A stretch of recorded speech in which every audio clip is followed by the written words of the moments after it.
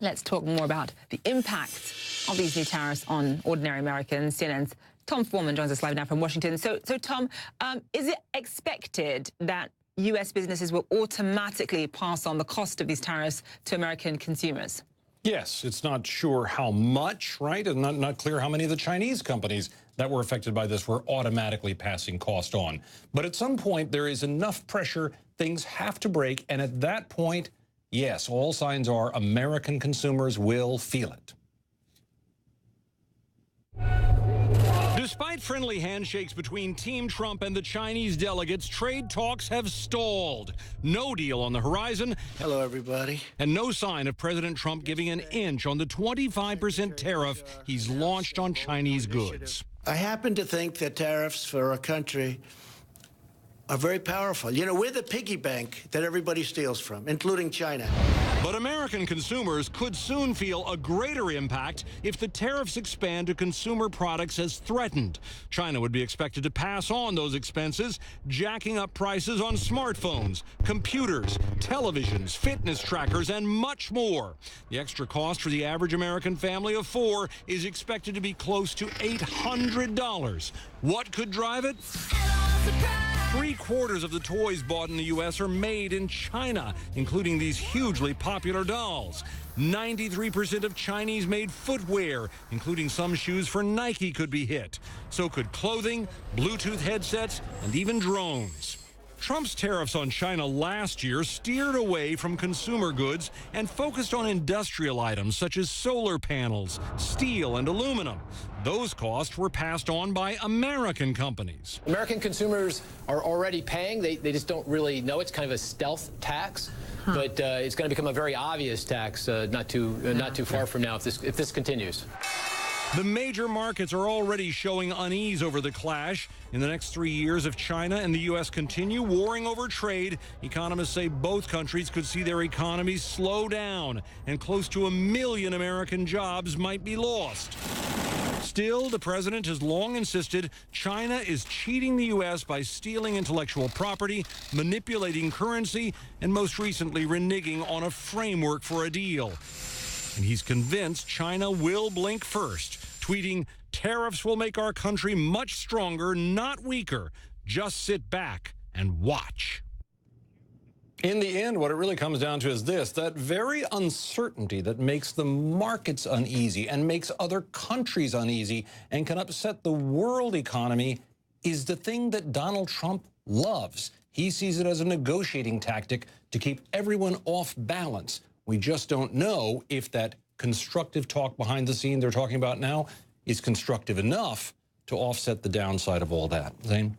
Right, I mean, in your piece, you talked about how American consumers are certainly going to feel the pinch and how a lot of jobs could be lost as a result of this. But when Donald Trump tweets that tariffs will bring in far more wealth to our country, meaning the United States, than even a phenomenal deal of the traditional kind, what does he mean by that?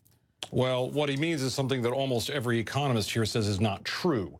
What he's trying to say is that the U.S. would simply get a better deal all around the world by putting pressure on people so that American goods can sell into their markets in a more free way, be subject to fewer barriers that are in place by other governments out there.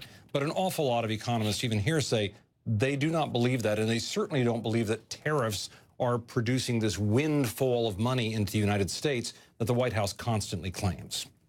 All right, Tom Foreman, live for us there. Thank you so much. Appreciate that. Okay, so to give us more perspective on all of this now, I want to bring in Dimitri Sevastopoulou, Washington bureau chief of the Financial Times. Dimitri, thank you so much for being with us. So, in your opinion, is the U.S. demanding way too much and conceding way too little? What are your thoughts? Well, I mean, whether the U.S. is demanding way too much or not really depends on what the Chinese think. I mean, I think what we've learned this week was that we went into this week thinking things were going to be a disaster. Over the last weekend, negotiations had not gone well. There was a possibility that the Chinese wouldn't come to the U.S., but the negotiator came, had a series of meetings, and is on his way back to China tonight. So, but the Chinese clearly have sent a message to the U.S. that what you're asking for right now is not something that we are going to agree to. So the real question is going to be, over the next days and weeks, will the Chinese capitulate and do what the Americans want to do, Or will the American side say the Chinese are not going to budge as much as we want them to, and therefore we have to relax some of our demands? Right now in Washington, the sense is that Donald Trump is feeling empowered, that he's not going to back off. But the Chinese only came here for, a day and a half. That was not, despite the officials saying it was constructive talks, if they were having really meaningful talks and making huge progress, you would imagine they might have gone a little bit longer. So I think we're in a kind of a game of chicken right now. So based on what Steve Mnuchin said, that the talks had been constructive, I mean, based on that language, should people who oppose tariffs be hopeful? I don't know. I think it's, when trade negotiators come out after meetings or diplomats meet their counterparts, the stock phrase is to say things were constructive. It doesn't necessarily mean anything. I think it's fair to say it's better than what we had earlier in the week when it looked like the Chinese may not even come to Washington. So in that sense, it's probably a positive development. But really, until we see whether the two sides are going to move, we don't know whether there's a sense that this trade war is going to be solved soon, or, as you said earlier in the broadcast, that the prices of American goods are going to start rising in supermarkets and at Walmart, and that this is actually going to get a lot more worse before it gets solved. So just in terms of, from the Chinese perspective, if Xi Jinping is seen to capitulate or cave to the U.S. demands, how will that change or affect how he's perceived back home? Well, I mean, he has, over the last few years, he has really consolidated power. He's essentially made himself president for life by changing the constitution. So on one hand, he's an incredibly powerful leader. But on the other hand, over the last few years in China, he has purged tens of hundreds of thousands of Communist Party officials for alleged crimes of corruption and other things. So while he is very powerful, he also has a lot of enemies. He has hardliners in his regime the same way that Donald Trump has hardliners in his government here. I mean, at one point when Donald Trump and Xi Jinping were having a dinner to discuss some of these issues, Trump said, I have people at my table here who have different views on trade. And Xi Jinping looked across the table and smiled and said, so do I. So he's under pressure from his hardliners not to cave. And I think the way Donald Trump upped the ante this week by tweeting, last weekend, it makes it difficult for the Chinese, I think, to kind of come to Washington and say, OK, we're going to do everything you say you want us to do. So I think it's going to take a little bit of time for things to simmer down. We're going to have to see how the Chinese react to whatever the discussions were in Washington over the last 2 days to see what Xi Jinping actually decides to do next. I mean, just explain Donald Trump's negotiation tactics and style, because this time last week, 2 weeks ago even, a lot of people were talking about the fact that there likely was light at the end of the tunnel when it came to the trade war between the US and China. People thought that there was a deal on the horizon, possibly. What's happened between now and then?